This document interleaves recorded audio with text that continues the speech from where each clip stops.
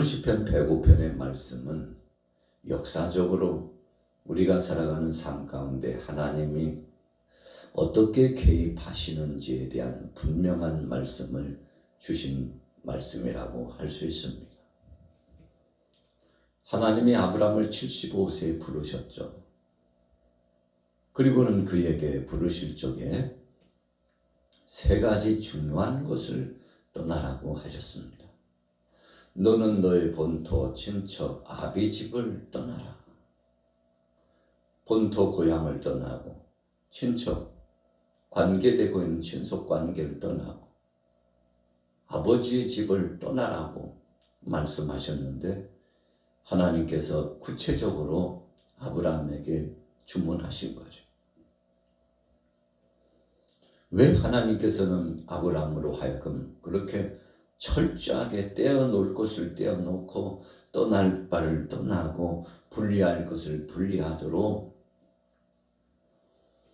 하나님께서 그렇게 하신 목적이 뭘까요? 하나님께서 아브라함으로 하여금 철저하게 떠나도록 말씀하신 것은, 철저하게 내려놓도록 말씀하신 것은 오직 하나님 한 분만 의지하라는 명령입니다. 왜 하나님 한 분만 의지하라고 하신 겁니까? 하나님의 영광을 드러내고 우리 인생에 살아가는 방편, 이 삶의 목적, 우리의 삶의 테두리, 이 모든 것은 하나님이 다 지키시고 인도하시며 보호하시는 하나님의 섭리에 달려있다는 것을 강조하신 겁니다. 오늘 저와 여러분들도 마찬가지입니다. 우리 인생 여정을 살펴보면 멀리 갈 것 없이 2026년도 올 한 해만 살펴보더라도 이미 넉 달이 지나고 5째 달이 되었잖아요. 그냥 한 해 거의 절반이 훌쩍 지나갔어요. 이와 같은 생활을 하면서도 우리가 정말 절감하게 느끼는 것은 하나님의 도우심으로 여기까지 왔다는 겁니다. 우리가 하나님의 도우심 없이는 살 수 없다는 사실을 다시 한번 하나님 앞에서 고백하면서 살도록 하여 주셨다는 겁니다. 자, 본문으로 돌아가 보세요. 감사할 이유가 뭘까요? 1절에 보니까 여호와께 감사하고 그 이름을 불러 아뢰고 그가 하는 일을 만민 중에 알게 할지어다. 그에게 노래하며 그를 찬양하며 그의 모든 기이한 일들을 말할지어다. 자, 그리고는 하나님을 자랑하고 하나님의 그 영광을 드러내라고 말씀하고 있습니다. 이유가 뭔가요? 하나님께서 일거수일투족을 책임져 주셨기 때문에 그 전능하신 하나님의 역사하심이 택한 백성, 이 아브라함을 중심으로 한 택한 백성뿐만 아니라 만천하의 하나님이 지배하시고 하나님께서 친히 인도해 역사해 주시기 때문에 그 하나님을 증거하면서 살라는 것입니다. 그래서 우리의 인생 여정의 삶은 간증하는 삶입니다. 이사야서에 말씀한 것처럼 하나님께서 우리를 부르신 목적이 이사야 43장에 두 가지로 나오잖아요. 첫째는 하나님 영광 드러내게 하려고, 두 번째는 하나님을 찬양하도록 하기 위해서 오늘 저와 여러분들을 불러주셨다는 겁니다. 사람이 사는 목적은 그겁니다. 여러분, 인간적인 방법을 가지고 이 모양 저 모양 살아가는 삶의 목적을 이야기할 수 있습니다만, 그러나 중요한 것은 우리는 하나님을 찬양하고 하나님의 영광을 드러내도록 지음받았다는 사실을 알아야 합니다. 그것이 우리의 삶의 정체성의 회복입니다. 내가 누구인가를 알아야 됩니다. 모세가 시내산 기슭에서 하나님 앞에 부름을 받았잖아요. 하나님께서 모세에게 깨우치고 모세에게 알려주신 것은 네가 누구인 줄 알라는 겁니다. 네가 왜 나에게 부름을 받았는지를 알라는 것입니다. 그리고 어떻게 살아가야 될지 하나님께서 그를 부르셔서 구체적으로 알려주셨습니다. 모세에게 있어서 삶의 무대에 중대한 전환적인 역사가 이루어진 거죠. 자, 오늘 본문 보세요. 5절 말씀 보겠습니다. 시편 105편 5절 시작.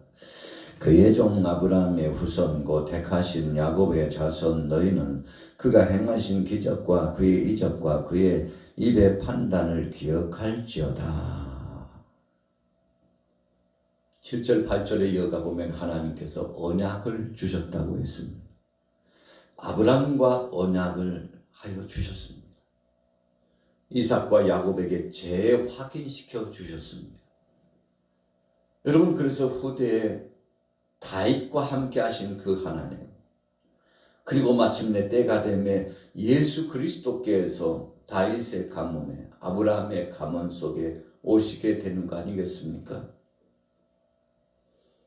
이렇게 철저하게 하나님께서 계획하시고 그것을 실행하시고 또 그것을 완성하게 하신 역사를 계속 이어나가는데, 이렇게 하나님이 행하신 것은 하나님이 우리와 우리의 일거수일투족을 얼마나 주관하시며 섭리하시는지를 깨닫게 하고, 그리고 그 하나님을 증거하도록 하게 하시고자 한 겁니다. 자, 분명히 말씀했잖아요. 9절에 보세요.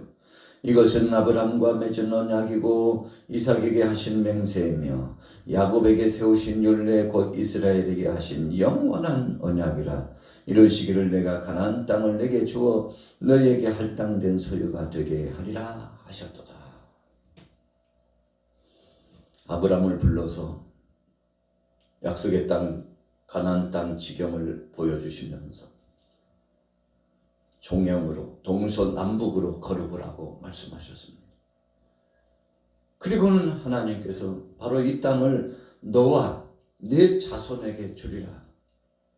내 자손이 하늘의 별처럼 땅의 모래알처럼 창대하게 되리라. 큰 민족을 이루게 하리라고 말씀하셨습니다. 그리고는 바로 이 아브라함의 후손으로 하여금 그 땅에 들어가서 살도록 해 주시겠다는 겁니다. 하나님의 약속하신 이후에 400여 년이 지났습니다.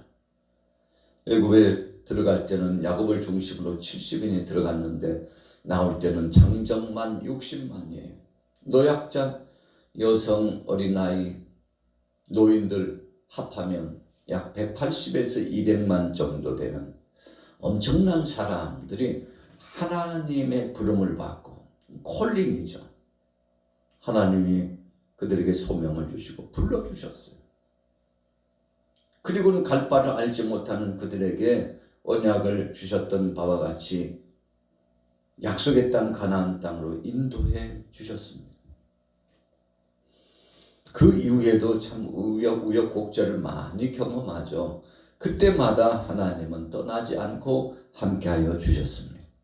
마치 우리 대한민국과 하나님이 함께하신 것과 같아요. 우리 양화교회, 한국교회와 함께하신 그 하나님의 역사와 같은 것입니다. 오늘 저와 여러분들에게 분명히 하나님 약속하시고 내가 너를 떠나지 않고 너와 함께하리라, 너를 도와주리라, 참으로 나의 의로운 오른손으로 너를 붙들어 주리라, 이사야서에 말씀한 바와 같이 분명히 하나님은 우리와 함께하시는 것입니다. 자, 하나님이 얼마나 사랑하십니까? 15절 보세요. 같이 읽습니다. 15절 시작. 이르시기를 나의 기름 부음 받은 자를 손대지 말며 나의 선지자들을 해하지 말라 하셨도다. 그가 또 그 땅에 기근이 들게 하사 그들이 의지하고 있는 양식을 다 끊으셨도다.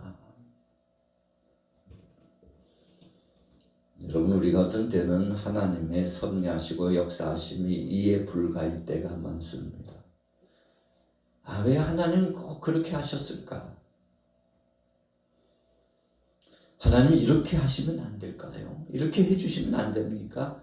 꼭 그렇게 하셔야 되나요? 라고 우리가 물음을 던지면서 우리 자신들을 되돌아보고 하나님 왜 그렇게 하셨는지를 묵상해 볼 때가 있습니다.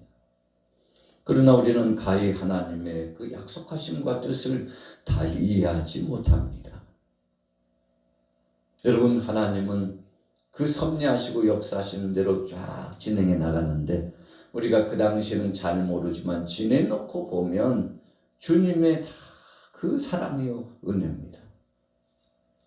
그래서 우리는 찬송할 때 지금까지 지내온 거 주님의 크신 은혜라 그러잖아요. 오늘 아침에 우리는 새로운 한날을 만났습니다.